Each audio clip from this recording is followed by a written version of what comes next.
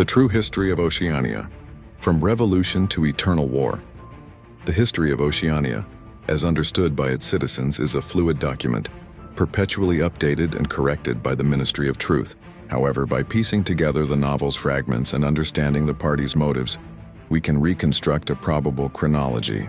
The pre-revolutionary world and the chaos. The world of the early 20th century continued on a path of industrialization and nationalism, leading to the catastrophic atomic wars of the 1950s. The specific nations involved are unclear. The party claims it was fought by the early capitalist empires against the first socialist states. But the result was the devastation of vast swathes of the globe, particularly Europe and parts of Western North America.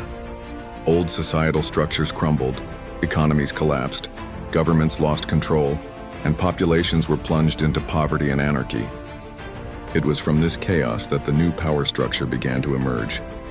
A new ideology, called Ingsoc, English Socialism, was formulated by a shadowy group of intellectuals and party organizers. Its promise was not liberty or prosperity, but order, stability, and collective strength. The revolution and the consolidation. The revolution was not a popular uprising, but a swift, calculated coup d'etat by the emerging party elite. Exploiting the public's desperation and fear, they seized control of key infrastructure, communication networks, transportation, and food distribution. The subjugation of the Americas. The party, based in London, first consolidated power in the British Isles. Using a combination of propaganda, ruthless secret police, which would become the thought police, and the promise of security, they expanded their control across the Atlantic.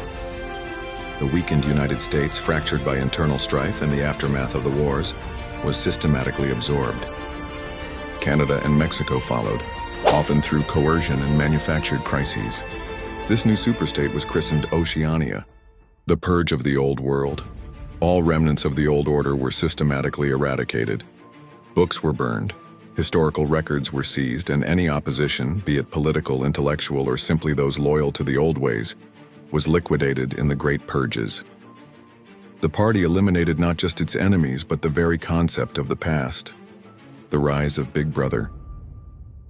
As the party solidified its control, it created a figurehead, Big Brother. He was likely a composite symbol, a personification of the party itself, omniscient, infallible, and paternal. His image became the ultimate tool of control, a focus for love, fear, and loyalty. The eternal war and the party's true purpose. With absolute internal control achieved, the party faced a new problem.